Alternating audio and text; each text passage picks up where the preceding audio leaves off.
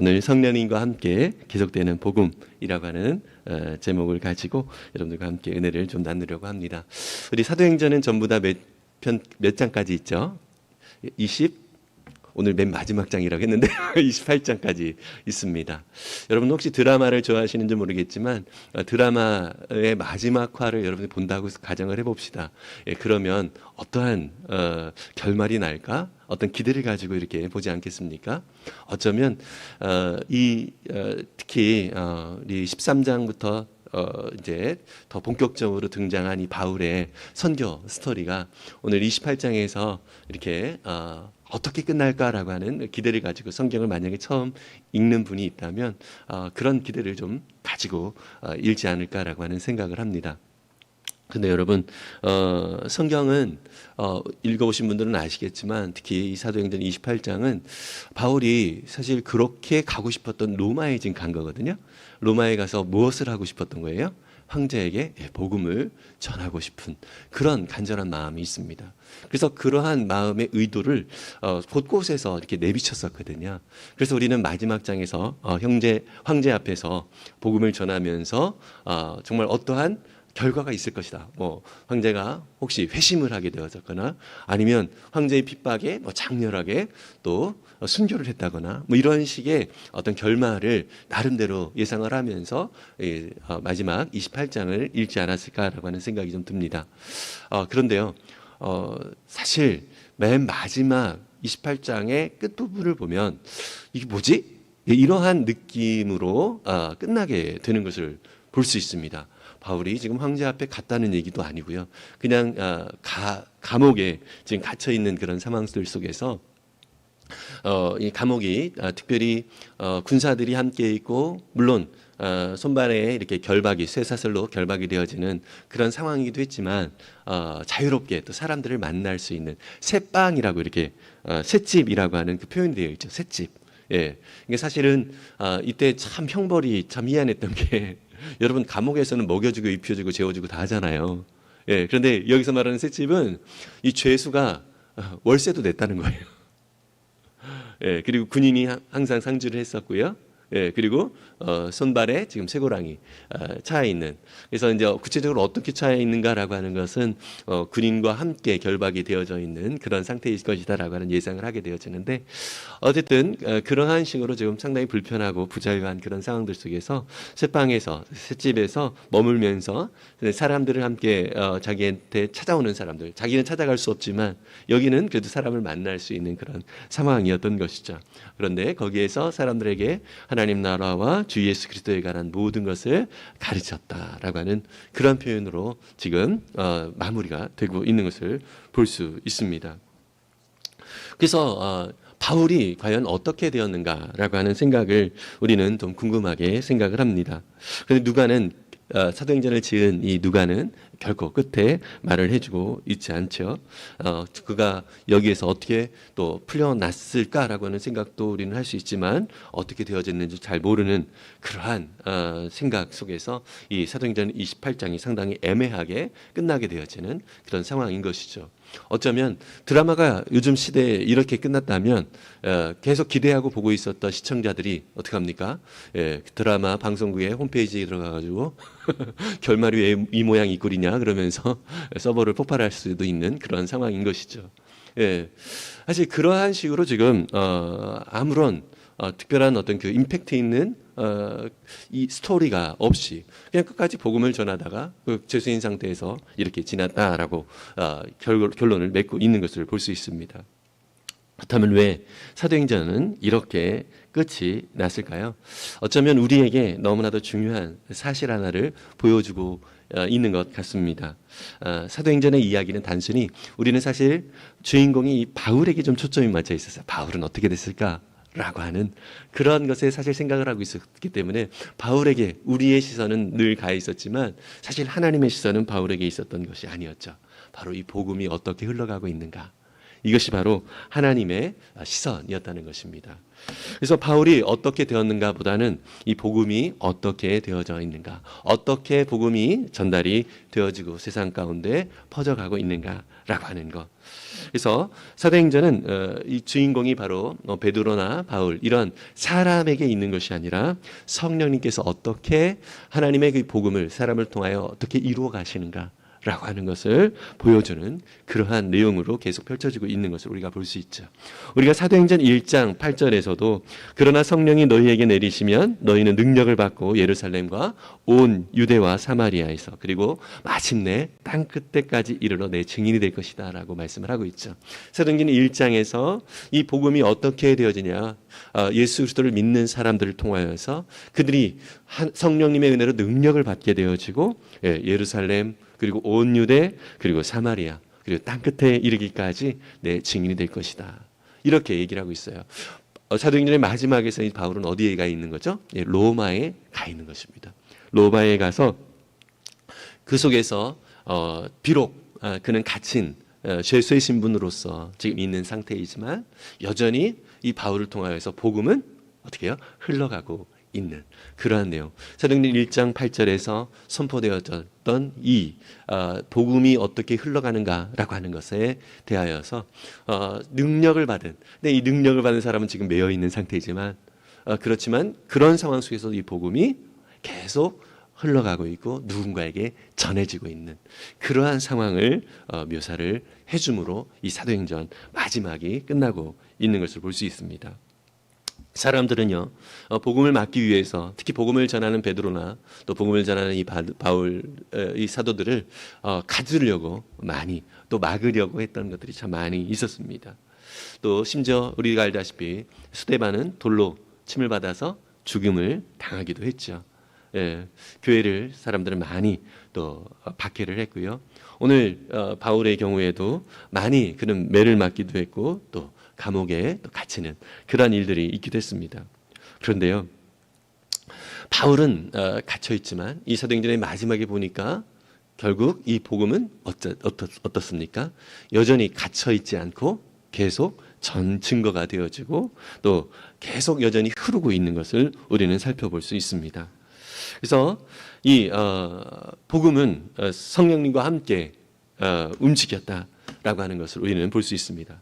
바울이라고 하는 복음을 전하는 사람은 묶여 있지만 이상적으로 보았을 때 상당히 불쌍한 입장, 또 사람들이 볼 때 별 볼 일 없는 오히려 참 비참한 모습의 그런 상태에 이르렀지만 오히려 그 상황 속에 있음에도 불구하고 이 복음은 여전히 계속 움직이고 있고요. 이 복음은 계속 전해지고 있는 것을 볼 수 있습니다.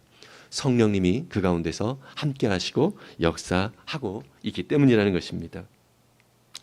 그런데 이 복음이요, 어떻게 있습니까? 거기에서 머무른 것이 아니라 오늘 이렇게 예배를 드리고 있는 저와 여러분들에게도 이 시대에 전달이 되어졌고 우리가 예수님을 주님이라고 고백하는 이런 놀라운 은혜의 자리로까지 이끌어졌다는 것을 우리가 사실 우리 자신이 산 증인으로 이렇게 있는 것을 볼 수 있습니다.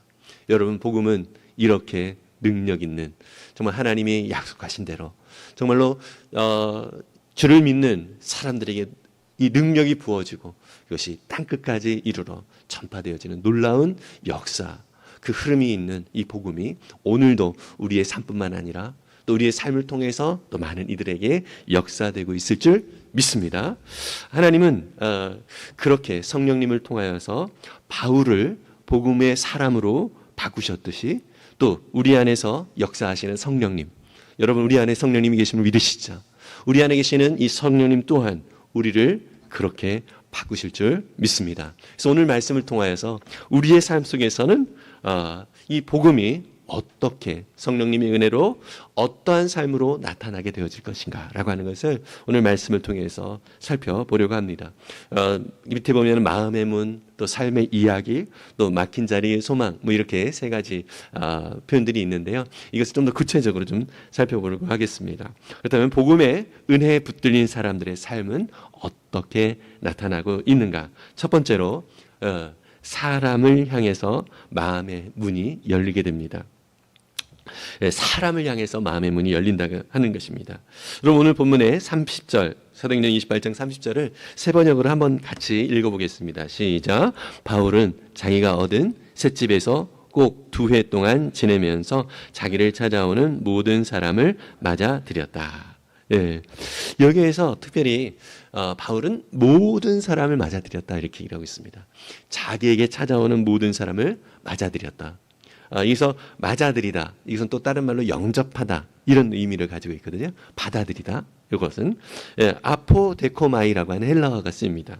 이것은 환영하면서 맞아들인다라고 하는 의미를 가지고 있습니다.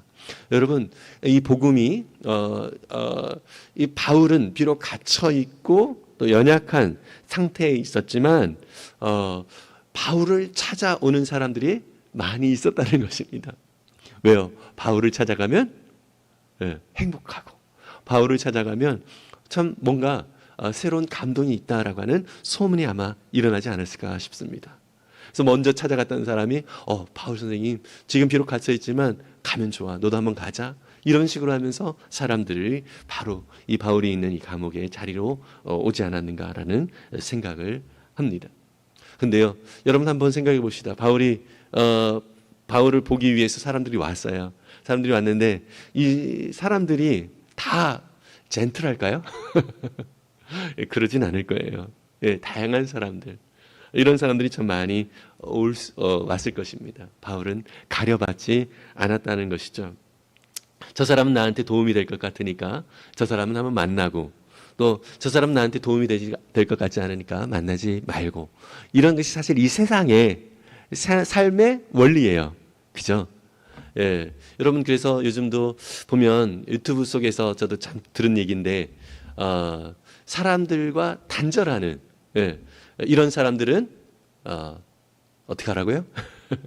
단절하라고. 이런 사람들은, 끊으라고. 이러한 이야기들을 많이 합니다. 예.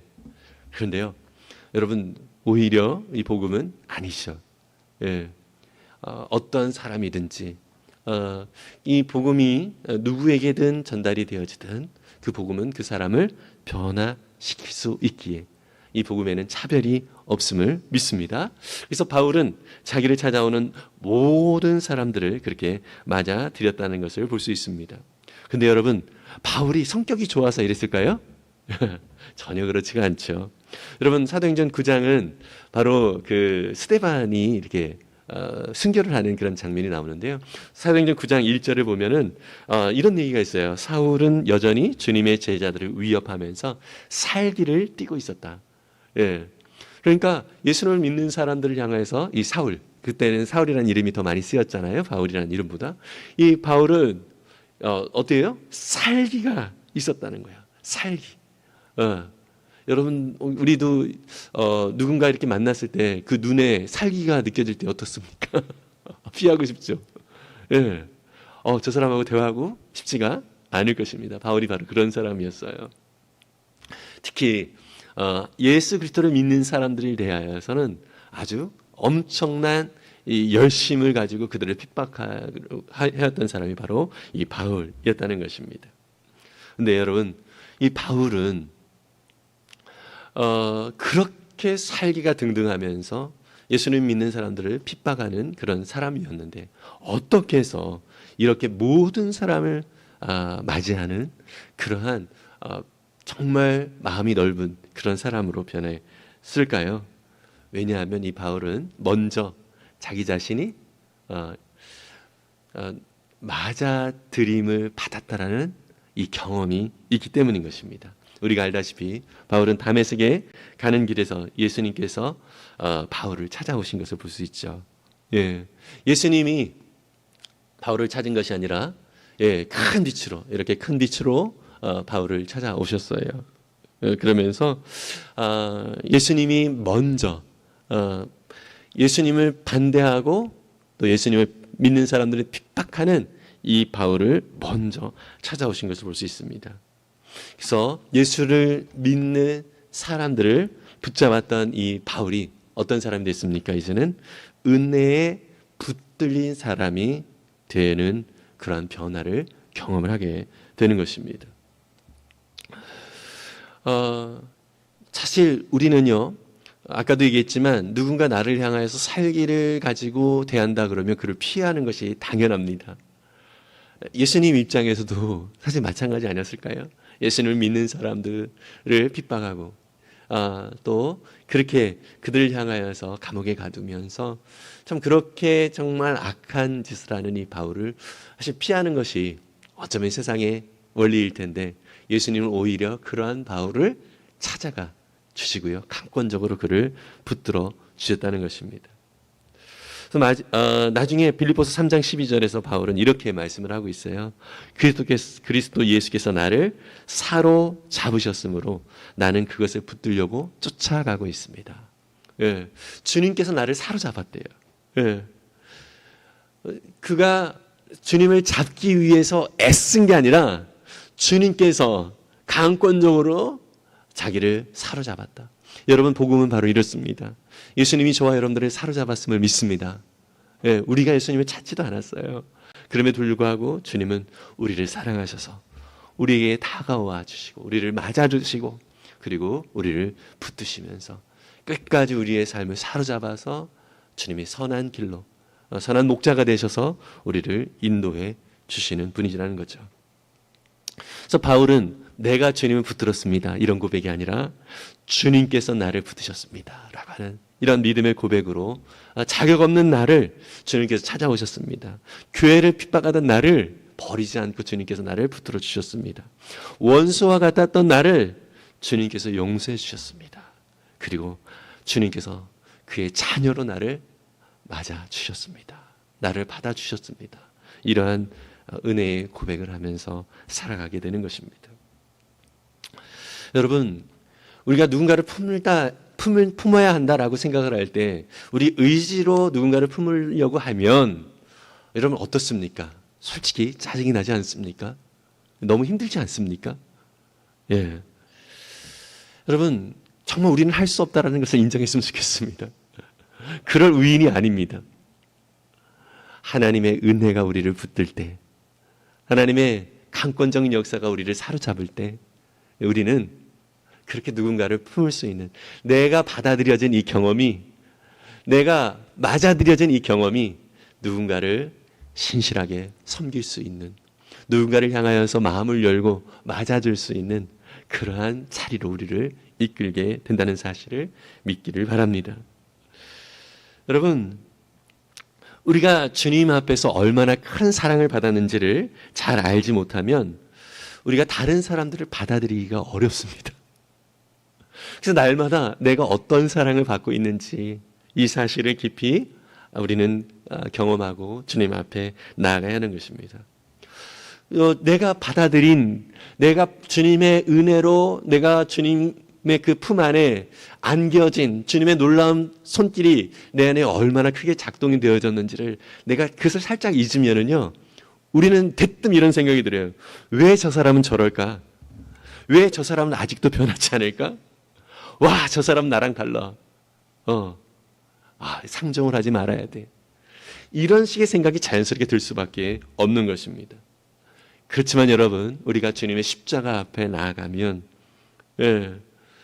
우리의 생각이 바뀌어지게 되죠. 주님은 나 같은 사람을 어떻게 받아주셨지? 주님은 나 같은 사람을 왜 받아주셨지? 도저히 이해가 되어지지 않는 주님의 사랑 앞에 우리는 사실 감동이 될 수밖에 없습니다. 정말 여러분, 우리 중에 누구든지 내가 괜찮아서 주님이 나를 받아주셨다라고 생각하는 분들이 있습니까? 착각임을 믿으시길 바랍니다. 우리는 그 어떤 누구도 주님 앞에 정말 이쁨 받을 그런 존재가 아무도 없습니다. 로마서 5장 8절은 이렇게 말씀을 하고 있어요. 우리가 죄인이 되었을 때 주님께서 우리를 맞아주셨다라고 말씀을 하고 있습니다. 우리가 아직 죄인이었을 때 그리스도께서 우리를 위하여 죽으셨습니다. 이리하여 하나님께서는 우리에 대한 자기의 사랑을 실증하셨다라고 말씀을 하고 있습니다. 언제 우리를 받아주셨다고요? 우리가 죄인이었을 때, 우리가 알지 못할 때, 주님을 알지 못할 때, 또 심지어 죄인이었을 때, 또 2절 뒤에 10절에서는 우리가 원수 되었을 때, 심지어 하나님 앞에서 원수된 자처럼 살아가는 자였지만 그럼에도 불구하고 주님께서 우리를 사랑하셨대요. 그리고 우리를 먼저 찾아오셨대요. 그리고 우리를 그 품 안에 안겨주셨다라고 말씀하고 있습니다. 여러분, 이 은혜가 우리 마음 깊이 들어오게 되어졌을 때 우리에게 놀라운 일들이 일어나게 되죠. 무엇이죠? 우리의 마음의 문이 열리게 됩니다. 누구를 향해서요? 세상의 이웃들을 향해서, 심지어 나를 향하여서 까칠하게 대하는 사람이라 할지라도 그 사람이 왜 까칠해가 아니라 저렇게 까칠한 행동을 하고 그런 삶을 살아가는 사람들을 긍휼히 여기죠. 저의 삶이 왜 저렇게 만들었을까? 하나님의 은혜가 저에게 정말 깊이 그가 하나님의 은혜를 알게 되어지고 주님을 만나게 되어지면 정말로 저렇게 살아가지 않을 텐데라는 긍휼의 마음으로 그를 대할 수 있게 되어지는 것이죠. 여러분, 아이가 장난감을 가지고 놀고 있는데 다른 아이가 가까이 오면 어떻게 하죠? 내 거야! 이러면서 그렇게 자기 소유를 주장을 하잖아요. 근데 그 옆에 있던 아빠가 얘야, 내가 아빠가 더 좋은 거 사줄게. 친구랑 같이 재미있게 놀아. 이렇게 얘기를 한다면 어떻게 하죠? 아이는 소망이 있어요. 이걸 친구랑 같이 재미있게 놀면 이거보다 더 좋은 것을 그가 얻게 될 것이다라고 하는 이런 소망 때문에 어떻게 해요? 좀 더 여유로워지죠. 내 거야 했던 것에서 어떻게 해요? 같이 놀자, 이게 되어지는 것입니다. 여러분, 우리가 왜 내 거야 하면서 그냥 나의 영역에 누가 침범할까 봐 그렇게 신경을 곤두세우면서 살아갈까요? 주님께서 내게 어떤 약속을 해주셨는지를 잘 모르기 때문인 것입니다. 하나님 아버지는요, 우리에게 영원한 풍성한 삶을 약속해 주셨음을 믿습니다. 바울은 비록 지금 매여 있습니다. 감옥에 있는 거예요. 그 자리에서 내가 얼마나 고생했는지를 아냐?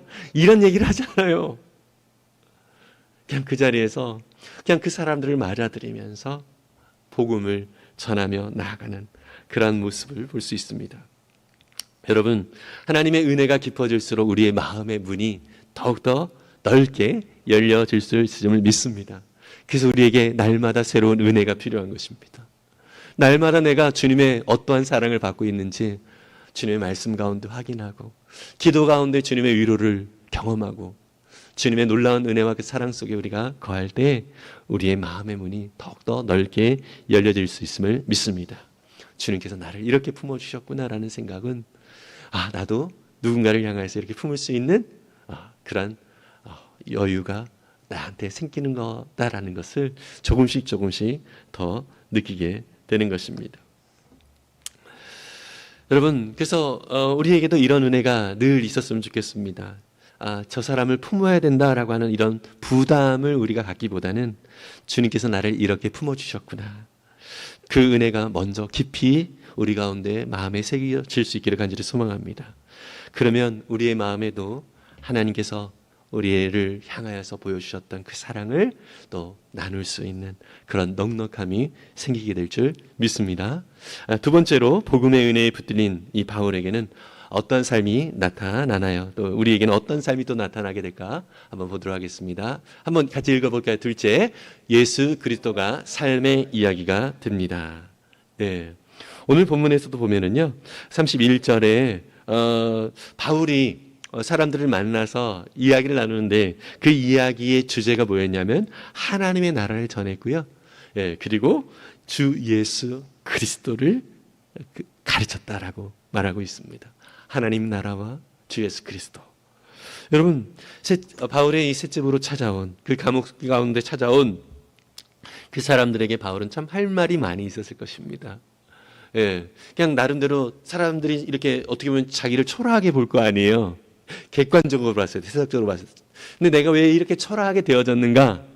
나름대로 영담이 있었을 거예요. 복음을 위하여 이렇게까지 나는 애썼다. 이런 나름대로의 내가 복음을 위해서 얼마나 억울한 일을 많이 당했는지 아니?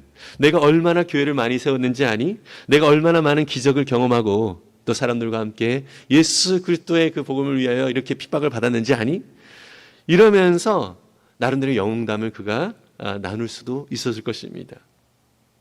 그런데 바울은 그 사람들에게 자기가 어떻게 고생했는가, 얼마나 애썼는가 이런 이야기를 나누는 대신 오직 하나님의 나라와 예수 그리스도를 선포한 것을 볼 수 있습니다. 여러분, 바울의 입을 열 때마다 그에게는 예수 그리스도의 이야기, 하나님 나라의 이야기가 그의 입에서는 늘 흘러 나오게 된 것입니다. 왜 그렇게 되었을까요? 바울이 사도라고 하는 이 직분 때문에 나는 사도의 직분으로 이런 복음을 전할 의무가 있어라고 하면서 그런 의무감에서 복음을 전했을까요? 그건 아니죠. 물론 복음의 전파는 이 사도들에게 맡겨지신 또 사명이기도 합니다. 그건 맞아요. 그러나 그렇게만 살아가는 것은 솔직히 너무 피곤한 삶이 되는 것이죠. 바울에게 이 맡겨진 그러한 삶 속에서 그렇게 능력 있게 이 복음을 전할 수 있었던 것은 고린도서 5장 14절의 말씀에서 이렇게 말씀을 하고 있거든요. 여러분, 그리스도의 사랑이 한번 같이 읽겠습니다. 시작. 그리스도의 사랑이 우리를 휘어잡습니다. 주님의 사랑이 비록 지금 감옥에 있지만 나 자신을 휘어잡는다는 거예요. 주님의 사랑이 나를 휘어잡기에 어떻게 해요? 그냥 그 복음을 그냥 자연스럽게 흘려보낼 수밖에 없는 그런 상황이 된다는 거예요. 사랑이 채워지니까. 여러분, 이 휘어잡다, 이 단어는 시네코라고 하는 단어인데요. 붙들다, 사로잡다, 또 그것이 어떻게 몰아가는 거예요. 몰아가는 거예요. 그냥 여러분 이렇게 밀려서 이렇게 몰아가버진 적 있죠? 그렇게 그냥 밀려서 몰아가진다는 거예요. 내가 그냥 가야지 해서가 아니라 그냥 자연스럽게 그렇게 밀려간다는 얘기입니다. 여러분, 주님의 그 주님의 그 사랑은, 우리를 그렇게 휘어잡는 사랑은 마치 파도 타기를 하는 것처럼 파도에 몸을 맡길 때 어떻게 합니까? 이 파도가 미는 대로 밀려가잖아요. 주님의 사랑이 미는 대로 우리는 그렇게 밀려갈 수밖에 없는 존재가 되는 것입니다. 의무감으로 하는 삶이 아니라 그냥 감격이에요. 그냥 어떻게 보면 즐기는 거죠. 그런 삶을 누리는 것입니다. 여러분, 바울은 이렇게 예수 그리스도의 사랑이 그를 그렇게 움직였습니다. 내가 전도해야 되는데, 내가 복음을 전해야 되는데 막 쥐어짜서 애쓰고 의무감에 그렇게 하는 것이 아니라 내가 사도이니까 이렇게 해야지 이런 부담이 그를 움직인 것이 아니라는 것입니다. 오직 예수 그리스도의 사랑이 그를 그렇게 붙들고 또 그를 그렇게 몰아가게 된 것입니다. 바울은 예수 그리스도의 그 사랑이 얼마나 큰지를 계속해서 느끼고 확인하게 된 것입니다. 얼마나 큰 죄인을 용서해 주셨는지, 그리고 하나님의 자녀로 산다는 것이 얼마나 복된 삶인지, 어떤 조건과 상황이 아니라 그냥 이 존재 자체가, 비록 지금 자기는 너무나도 가난하고 지금 몸도 이렇게 매어 있어서 너무 불편한 상태에 있지만 이런 상황이 문제가 아니라 하나님 아버지가 나를 사랑하시고 나는 그 하나님 아버지의 자녀로 살아가고 있다는 이 존재 자체가, 하나님의 자녀로 살아간다는 이 존재 자체가 너무나도 행복하다라는 것을 그는 늘 고백하고 그 사랑으로 지금 살아가고 있는 것입니다. 그래서 나 같은 죄인을 특별히 사도로 부르셔서 주님의 복음을 증거하는 이 거룩한 사명을 주셨다는 것, 정말 그것이 나니까가 아니라 정말 어떻게 나 같은 사람에게 이런 사명을 주십니까? 이 감격인 거예요. 그래서 그 감격과 그 사랑으로 그는 그런 복음의 놀라운 증거자가 되었던 것입니다. 여러분, 그래서 바울은요, 단순히 예수님은 하나의 종교 어떤 성인 중에 한 사람으로 전한 것이 아니죠. 그의 인생 자체가 예수님이 아니면 설명할 길이 없는 인생이 되어버린 것입니다. 여러분, 예수님을 우리는 주님이라고 고백합니다. 우리의 주인 되신 예수님을 우리는 어떻게 여기고 살아가고 있는가라고 한번 생각을 해보았으면 좋겠습니다. 저와 여러분들도 정말 내 인생은 예수님 빼면 정말 설명이 되지 않는 인생이다라고 고백할 수 있기를 간절히 소망합니다. 정말 그렇죠. 돌아보면 정말 그렇잖아요. 정말 주님 없이 살아간 그 삶이 얼마나 부끄럽습니까? 얼마나 민망합니까? 그런데 이제 주님이 나의 주인이 되어주시고 하나님이 나의 아버지가 되어주셔서 내가 이 삶을 살아간다는 거 너무나도 감사한 일이잖아요. 그죠? 여러분, 어떤 할머니가 있어요. 예, 저도 이렇게 주변에서 그 할머니 할아버지들 이렇게 어르신들이 이렇게 있는데 막 휴대폰 사진을 보여주면서 자랑을 해요. 우리 손주야, 손주야, 손주야.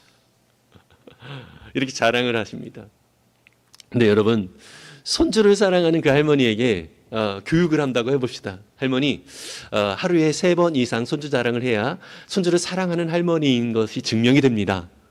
예, 교육을 하면 그러면 할머니가 진짜 훌륭한 할머니가 되나요? 진짜 사랑하는 할머니가 되나요? 예, 교육해서 되는 게 아니잖아요. 그냥 자연스럽게 나오는 거예요. 사랑하니까. 사랑하니까 자연스럽게 나오는 거예요. 3번이 문제입니까? 기회만 되면 그렇게 손자랑을 하게 되는 것입니다. 그 마음에 가득하기 때문이죠. 그 마음에 그 사랑이, 손주를 향한 사랑이 가득하기 때문에 그렇다는 것이죠. 여러분, 예수님께서도요 마태복음 12장 34절에서 바리새인들과 이런 논쟁을 할 때 이런 말씀을 하셨어요. 우리 세 번역으로 마태복음 12장 34절 35절을 한번 같이 볼까요? 같이 읽겠습니다. 독사의 자식들아, 너희가 악한데 어떻게 선한 것을 말할 수 있겠느냐? 마음에 가득 찬 것을 입으로 말하는 법이다. 선한 사람은 선한 것을 쌓아두었다가 선한 것을 내고 악한 사람은 악한 것을 쌓아두었다가 악한 것을 낸다. 여러분, 우리가 누군가를 향하여서 조금 그를 향하여서 욕을 속으로 한번 해봤다고 해봅시다. 우리 그리스도인이잖아요. 누군가 욕해봤을 때 마음이 후련하고 정말 와 잘했다 이렇게 생각이 들었던 분 한번 손 들어보세요. 정말 후련하고 정말 잘했다 이런 생각이 드나요? 모르겠어요. 예, 저는 그게 불편하더라고요. 되게 불편했어요. 욕해 막 이렇게 하더라고요. 그래서 욕해봤는데요. 너무 불편하더라고요. 물론 시편의 다윗도 기자들도 사실 욕 많이 하잖아요. 저 악한 사람들 그냥 멸망했으면 좋겠습니다. 3대째 망했으면 좋겠습니다. 이러면서 하잖아요. 그 마음 다 알죠. 다 알죠. 근데요, 늘 그렇게 사는 거 힘듭니다. 우리 그리스도인들은요. 우리 안에 누가 계셔요? 예수님이 계시기 때문에 그렇다는 거예요. 예수님도 그렇습니다. 바리새인들을 향해서 독사의 자식들아 그래요. 너희들은 그냥 입만 열면 악한 것만 나오는구나. 네. 물론 겉으로 포장은 많이 되었지만 그 내용은 냄새나는 그런 악한 것이다라고 얘기를 하는 것입니다. 네, 선한 사람은 어떻게 해요? 선한 것을 쌓아두었다가 선한 것을 낸다라고 얘기합니다. 여러분, 우리 안에 누가 계십니까? 예수님이 계십니다. 성령님이 계십니다. 이 예수 그리스도 성령님께서, 우리 주님께서 우리 안에 가득 채워져서 여러분, 저와 여러분들의 삶 속에서 바로 이러한 주님의 사랑과 은혜가 풍성하게 나타날 수 있기를 간절히 소망합니다. 여러분, 그래서 우리가 교회 안에서도요, 뭐 전도에 대한 이야기를 많이 하잖아요. 전도, 우리 그 목장 모임에도 보면 맨 마지막 기도가 뭐예요? VIP들 향한 기도를 하고, 예? 목장별로도 VIP 3명씩 막 정해가지고 우리 그들을 위해서 기도하자. 여러분, 이게 실적이 아니잖아요. 영업 실적이 아니잖아요. 그죠? 예, 그냥 예수님이 너무나도 귀한 분이시기에, 예, 그 주님의 사랑이 필요한 사람이 누군가, 그 사랑을 누구에게 전할 수 있을까, 이런 간절함이 사실 그런 명단이 나오는 거잖아요. 여러분, 우리 스스로 한번 돌아봤으면 좋겠습니다.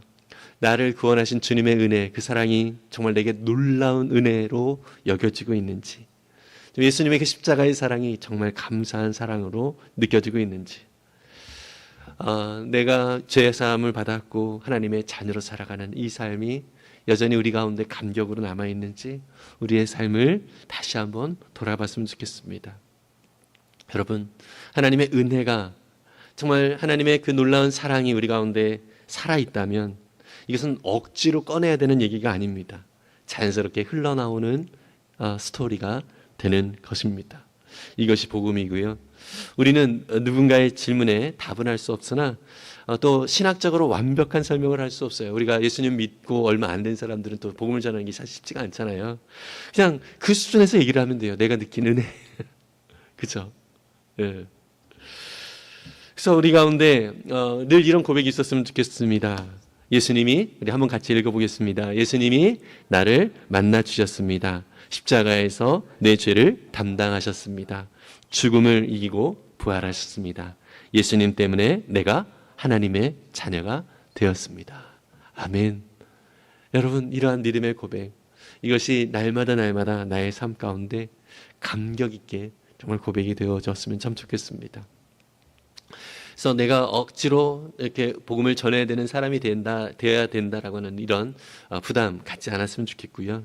예수님의 은혜를 날마다 깊이 새기면서 그 은혜를 누리면서 그것을 자연스럽게 증거하는 우리의 삶의 이야기로 자연스럽게 나오게 되어지는 그러한 아름다운 복음이 우리 가운데 살아있기를 간절히 소망합니다. 세 번째로 복음의 은혜에 붙들린 사람에게는 어떤 삶이 나타날까요? 막힌 자리에서도 복음은 계속 흘러가게 됩니다. 바울은 나는 매여 있습니다. 그러나 하나님 말씀은 매여 있지 않습니다라고 그렇게 고백을 하고 있습니다. 특히 사도행전 28장 마지막 절에서도요. 그는 아무런 방해도 받지 않고 복음을 전했다라고 얘기를 하고 있습니다. 바울은 복음을 어떻게 전했는지 복음을 전하는 그 태도에 대해서 표현을 하고 있습니다. 아주 담대하게 복음을 전했고요. 또 예수 그리스도에 관한 일을 아주 담대하게 그렇게 전했다라고 얘기를 하고 있습니다. 네, 여러분, 이 사도행전의 마지막 단어, 원어의 마지막 단어가 뭔지 아십니까? 우리나라는 사실 뭐 거침없이 가르치더라 이렇게 끝나는데, 우리 헬라어 또 영어 같은 경우는 특히 이제 동사를 꾸며주는 이 부사는 맨 동사보다 뒤에 이렇게 등장을 하잖아요. 순서가. 실제로 맨 마지막 단어가 이 단어예요. 아콜리토스라고 하는 단어거든요. 사도행전의 맨 마지막 단어입니다.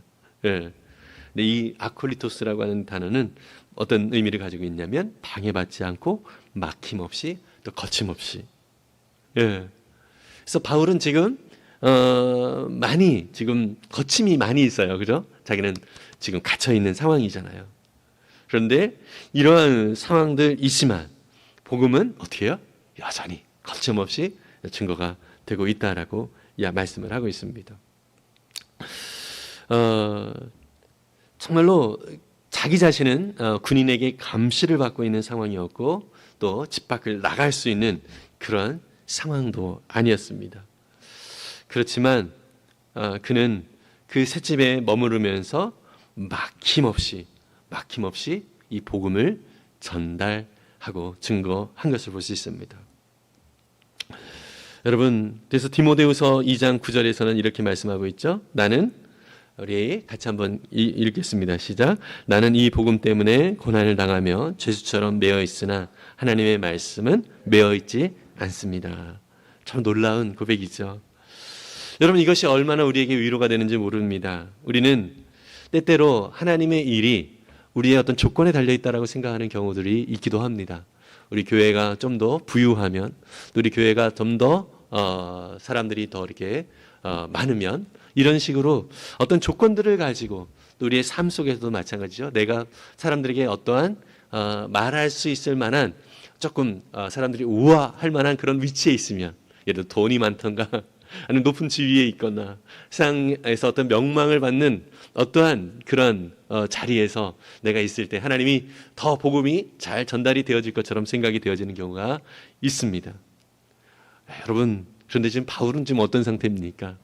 지금 제수의 신분으로 정말 가장 비참한 그런 상황 속에서도 뭐를 고백하고 있어요? 예수 그리스도의 이 복음, 거침없이 흘러가는 이 복음에 대해서 선포하고 있는 것을 볼 수 있습니다. 여러분, 우리의 길, 우리의 상황들이 막힐 수 있습니다. 그러나 복음은 절대로 막히지 않습니다. 우리의 계획이 틀어질 수 있습니다. 그러나 하나님의 계획은 절대 실패하지 않습니다. 우리에게는 힘이 없을 수 있습니다. 그러나 복음의 능력은 항상 강하게 역사하고 있음을 믿습니다. 우리는 열매를 보지 못할 수도 있습니다. 그러나 성령 하나님은 우리가 보지 못하는 그 모든 상황 속에서도 계속 일하고 계시는 분이십니다. 여러분, 그래서 우리의 삶은요, 나의 어떤 조건과 상황, 복음을 전하기 위해서 주님 내 상황을 이렇게 만들어 주십시오, 이게 아니라 그냥 내게 주어진 이 상황 속에서 그냥 내 상황과 역할들을 그냥 잘하면 되는 것입니다. 여러분, 릴레이 경기 알죠? 릴레이 달리기 경기. 릴레이 달리기 경기하면은 선수들이 여러 명이 어떻게 해요? 각자 자기 구간을 뜁니다. 그렇죠? 한 선수가 경기 전체를 책임지지 않고요, 각자 자기에게 맡겨진 구간을 그냥 성실하게 달리면 되는 것입니다. 바통 터치를 그 다음에 해주면 되는 것이죠. 이 복음의 릴레이도 마찬가지입니다. 여러분, 바울은 좀 갇힌 상태에서 그렇게 복음을, 자기의 사명을 그냥 그 자리에서 이 바통을 들고 그냥 자기 역할을 한 거예요. 여러분, 근데 이 바통을 이 역할을 하면서 그가 복음의 귀한 사명을 감당했지만 사실은 그를 움직인 분은 그 자신이 아니라 성령 하나님이심을 믿습니다. 우리에게도 마찬가지죠. 여러분, 이 바통을 우리 바울은 어쩌면 저와 여러분들에게 오늘 건네 주었다라고 믿습니다. 우리도 지금 오늘 이 시대에 이 바통을 건네받고 우리의 자리에서 복음을 위하여 달리도록 주님께서 우리에게 이 바통을 주셨습니다. 여러분, 말씀드렸듯이 복음을 위하여 살아간다라고 하는 이 자체가 절대로 부담으로 여기지 않기를 바랍니다.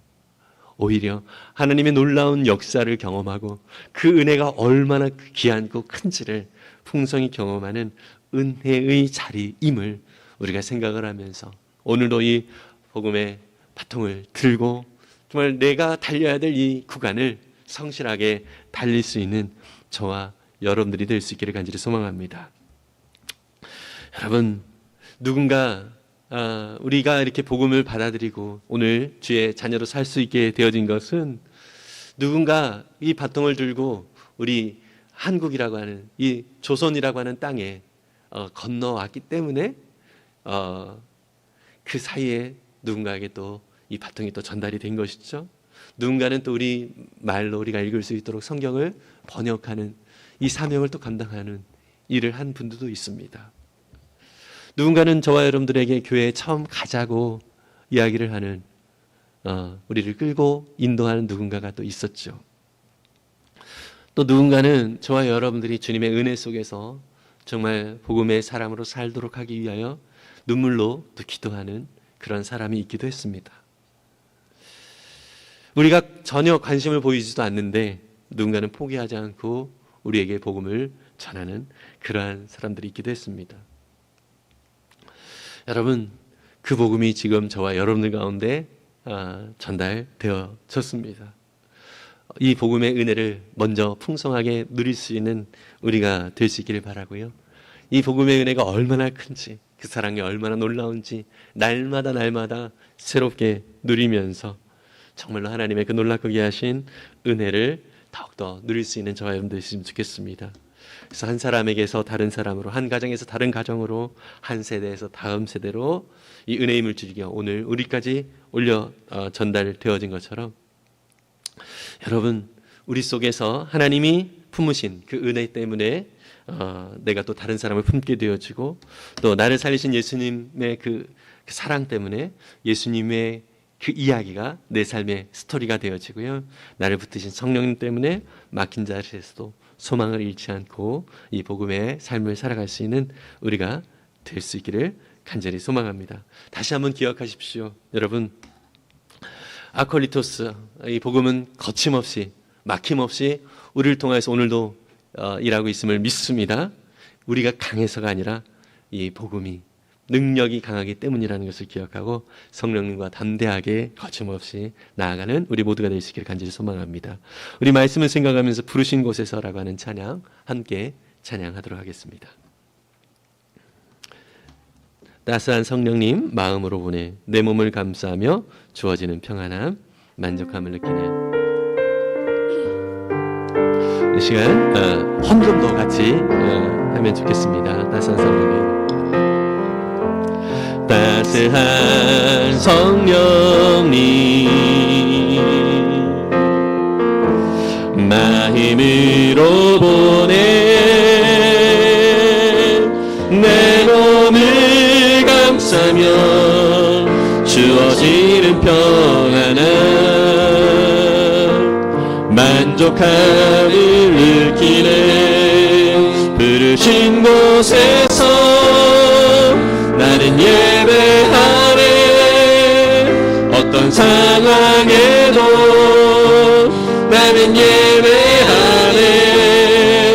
부르신 곳에서 나는 예배하네. 어떤 상황에도 나는 예배하네. 내가 걸어갈 때 길이 되고 살아갈 때 삶이 되는 그곳에서 예배하네. 내가 걸어갈 때 길이 되고 살아갈 때 삶이 되는 그곳에서 예배하네. 부르신 곳에서 나는 예배하네. 어떤 상황에도 나는 예배하네. 부르신 곳에서 나는 예배하네. 어떤 상황에도 나는 예배하네. 이 시간 우리 함께 주님 앞에 기도하며 나아갈 때 참으로 주님이 나를 품으신 그 은혜의 사랑, 정말 그 사랑 때문에 주님 내 힘과 능력이 아니라 주님의 은혜로 누군가를 품을 수 있는 여유가 주님 내게 있음을 인하여 감사합니다. 주님이 나를 살리셨고 내게 새 생명을 주셨기에 주님의 그 놀라운 은혜와 그 사랑이 나의 모든 삶의 스토리가 되어짐에 감사합니다. 주님 그 이야기를 더욱더 풍성하게 나누는 자가 되게 해주옵소서. 주님, 비록 나의 삶은 여러 가지 막힘이 있는 것 같은 삶일 수 있습니다. 나의 계획과 뜻대로 되어지지 않고 나의 상황들은 어떻게 보면 세상적으로 초라해 보이는 그런 상황이 되어질 수도 있지만 주님, 내게 역사하시는 이 복음은 막힘없이 거침없이 정말 성령의 놀라운 역사로 일하고 계심을 믿사오니 아버지 하나님, 나를 통하여 그러한 주님의 놀라운 일들이 아름답게 드러날 수 있도록 주님 나를 아름답게 사용하여 주시옵소서. 그래서 나의 삶이 이제 사도행전 28장에 정말 엉성하게 끝난 것처럼 느껴지는 이 모습이지만 이제 새로운 29장을 펼쳐가면서 하나님 이 은혜의 바통, 복음의 바통을 더 기쁨과 감사함으로 이어갈 수 있는 나의 인생 될 수 있게 해주옵소서. 우리 함께 통성으로 기도하며 나아갑니다. 기도하겠습니다. 사랑해 주님 감사합니다. 우리의 모든 삶이 주님의 은혜 아래 있습니다. 주님의 놀라운 손길 안에 있습니다. 아버지 하나님 기억하여 주님의 귀하신 놀라신 은혜를 따라 내 믿음으로 나아갈 수 있는 거룩한 자녀들이 모두 될 수 있게 해주옵소서. 연약하고 부족함 속에서도 하나님 아버지의 신실하심과 하나님 아버지의 온전하심과 아버지 하나님의 크신 은혜가 더욱더 드러날 수 있길 간절히 소망하오니 주님 채우시고 인도하여 주시고 역사하여 주셔서 하나님 그 놀라운 은혜 속에 더욱더 감사함으로 나아갈 수 있는 거룩한 자녀들 될 수 있게 해주옵소서. 아버지 하나님의 힘과 능력이 아니라 하나님의 은혜 가운데 더 깊이 구하여서 그 사랑을 힘입어 나아갈 수 있는 거룩한 주님의 자녀들 될 수 있기를 원하오니 주님 일하여 주옵소서. 주님 역사하여 주옵소서. 감사드립니다. 모든 영광 주님 앞에 드립니다. 예수님의 이름으로 기도했습니다. 사랑해 주님 감사합니다. 우리 가운데 이 복음의 은혜를 허락하여 주셔서 하나님 아버지의 사랑이 얼마나 큰지 날마다 새롭게 느끼고 경험할 수 있도록 은혜를 주시니 감사합니다. 그 사랑에 힘입어서 더욱더 넉넉한 사랑을 베푸는 우리의 삶이 되게 해 주옵소서. 아버지 하나님, 또한 주님의 구원의 은혜가 없다면 나의 인생은 아무런 의미가 없습니다. 주님, 그 주님의 구원의 놀라운 역사, 주님과 함께하는 그 놀라운 스토리들, 아버지는 내 삶에 더욱더 차곡차곡 채워질 뿐만 아니라 그 삶이 자연스럽게 나의 삶을 통하여, 나의 입술을 통하여 증거되어질 수 있도록 인도하여 주옵소서. 더불어서 하나님, 우리의 모든 삶, 때로는 여러 가지 상황과 환경들 또 조건들은 정말로 막힌 것 같은 느낌이 들 때가 있습니다. 나의 계획과 뜻도 주님 무엇인가 막혀진 것 같은 느낌이 들 때가 있습니다. 하지만 주님, 복음의 놀라운 역사는 여전히 나를 통하여 풍성하게 역사되고 있음을 믿사오니 주님, 우리 가운데 그렇게 역사하시는 이 복음의 놀라운 은혜를 더 풍성히 경험할 수 있도록 축복하여 주옵소서. 비록 나는 막혀 있지만 막히지 아니하는 거침없이 역사하시는 복음의 역사가 우리의 삶 가운데 어떻게 풍성한 은혜를 베푸시는지 더 날마다 새롭게 누리며 하나님 나라의 확장을 더 깊이 경험하며 나아가는 거룩한 자녀들 될 수 있도록 축복하여 주옵소서. 주님, 우리 모든 삶을 또 주님 앞에 온전히 드리기를 원합니다. 오늘도 이렇게 귀한 예물을 주님 앞에 드리며 주님 믿음을 고백했사오니 주님 드리며 나아가는 거룩한 자녀들에게 하늘의 신령한 은혜와 충만한 복으로 채워주시고 저희 모든 삶이 하늘의 신령한 은혜와 충만한 복을 나누는 복의 통로가 되어질 수 있도록 인도하여 주옵소서. 감사드리며 예수님의 이름으로 기도했습니다. 아멘.